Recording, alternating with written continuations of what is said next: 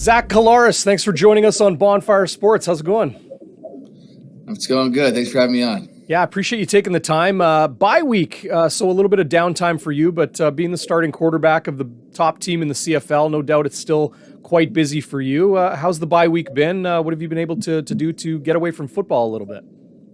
Yeah, the bye week's been good. My wife is expecting pretty soon, so been trying to get the apartment tidied up. My mother-in-law just landed this morning. In anticipation for us having to rush to the delivery room. So on that end, it's been a little bit busy. Still been trying to get in here in the morning, take care of my body and, work out and do those things. Just stay game ready. But overall, it's been a good bye week. Well, that's great. Congratulations to you and your budding family. I know you already got a little one, and awesome to hear you got another one on the way.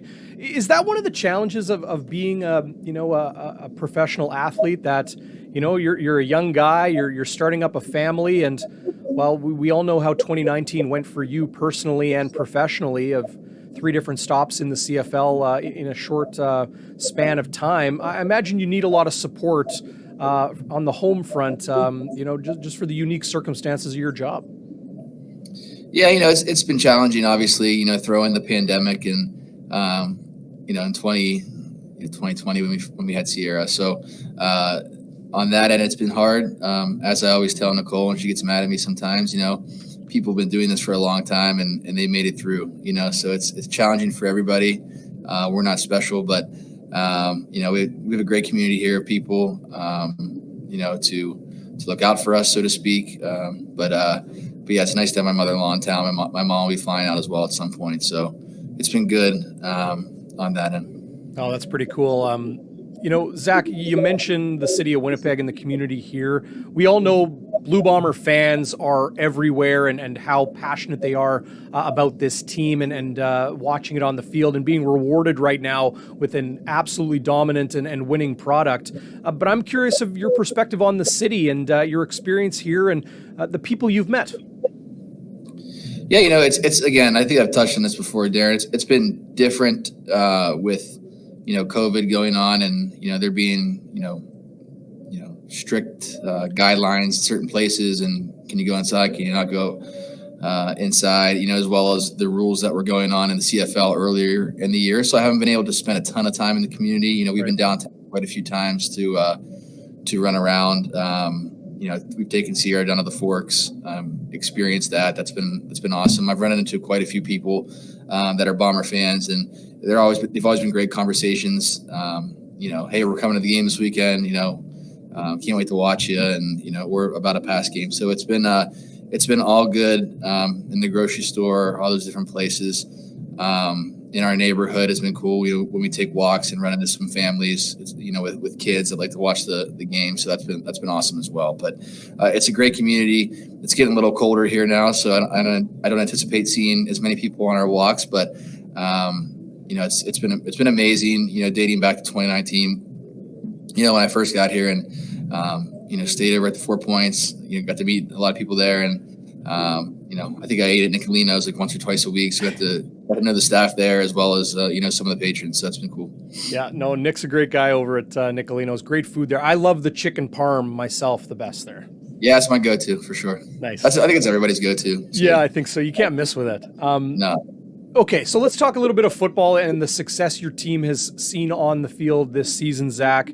Have you ever been on a team this well-rounded, this successful, and maybe above it all, this locked in? I've been so impressed with the level of focus this team has had from the beginning of the year, well, really even in training camp, and keeping your eye on the prize. And as much as that is another Grey Cup, it's also just knowing what the job is every single week and that being the message. How does it feel to be on a team like this? And have you ever experienced anything like this before?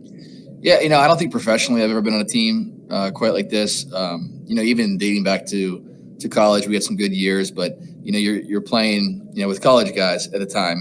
Not everybody knows exactly what it takes, including myself, obviously. But being on this team, I think it's obviously the best team that I've been on since I've been in this league. Well-rounded, like you said. I think it we're really a great unit, a great team because of the leadership. I know I've said this to you quite a few times, but the way that Coach O'Shea has built the culture here, guys really feed off of that and buy into that. And then when you have guys like Adam Big Hill in the room, Willie Jefferson, Jackson Jeffcoat, Brandon Alexander, I can go on and on that side. On our side, obviously the Patty Newfield, Stanley Bryant's, Yosh, Darvin, guys who have been in it, Drew, Andrew, Nick, guys who have been in it for a long time. I'm not forgetting guys, but I'm just not going to name the entire roster. But for sure, Jesse Briggs, Mike Miller, guys who've been in those fights before, and not only understand what it takes to win football games in that moment, but the preparation and the attention to detail that goes into it, week in and week out, and the grind that a season really is. I think is what has made this group special so far. Again, because everybody's kind of been in it, and we have a lot of those guys in position rooms that can help the younger guys along and show them what to expect and how to prepare for it. No doubt you have leadership throughout the locker room and leaders, veteran leaders like you speak about in all those different meeting rooms and different corners of your locker room. But it all starts with the culture you talk about and the head coach, Mike O'Shea. Who is he in your mind? You've been working with him now for just about 2 years and one, I guess, calendar year of football, if you will, through that 2019 playoff run and then obviously through this season. Have you ever had a coach like him before? How does he differentiate himself from those you've worked with in the past? I've been around some really good head coaches, but I don't know if I've been around anybody like Coach O'Shea. I don't think I have. It's really hard to kind of put your finger on it, what it really is about him, but it's kind of just his, he's going to hate that I say that, but just kind of he has this aura about him, this calmness, as well as this toughness that even if you didn't know who he was when he was playing or what he did in his past or, his past experience in coaching, you kind of automatically just are drawn to the person and respect him. And, the way that he conducts himself in team meetings, there's not a time that you leave a team meeting where you go, oh, well, that was a waste of time. And, we've all been in meetings like that before. And he gets every minute out of it, every second out of it. So, I could talk for hours about him, but to answer your question, I don't know if I've ever been around a guy like that. And, there's a reason things are moving in the right direction here.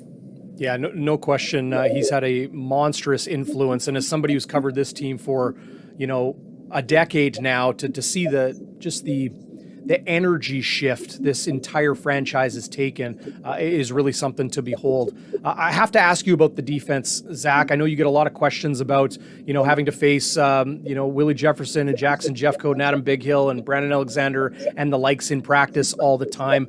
But when it's game time and you're on the sidelines watching this defense on the field and looking up at the scoreboard, the clock, how much time is left, what the score may be. And this season, it's more often been the Blue Bombers leading for the majority of these games. How reassuring is it to know that you have a defense who's got your back and playing the way this Blue Bombers defense has this season?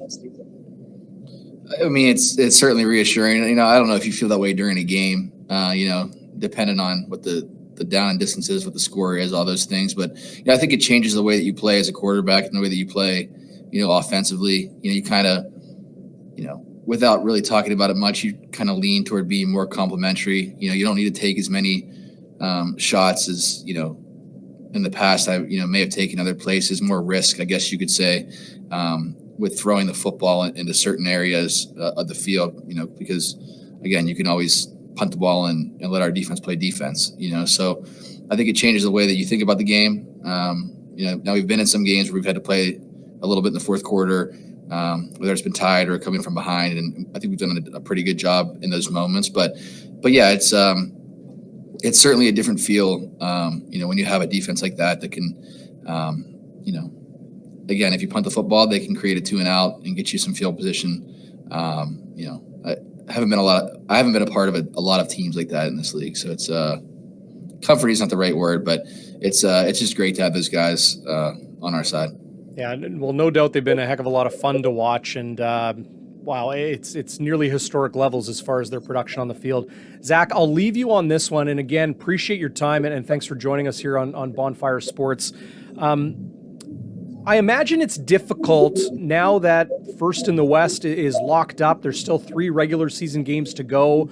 You're in a bye week right now, but you'll have another one in the first round of the playoffs before that West final at IG Field on December 5th. And looking forward to very likely a capacity crowd for some December football here on the chilly prairies. But what are you most looking forward to over this next month on the calendar before these games? I don't want to say these next 3 don't matter or hold less value than the rest, but what are you looking forward to in this month prior to the postseason when people are really going to be watching closely for this team to go and defend the Grey Cup championship? I think it's just going to be important for us, like you said, to emphasize that these games do matter.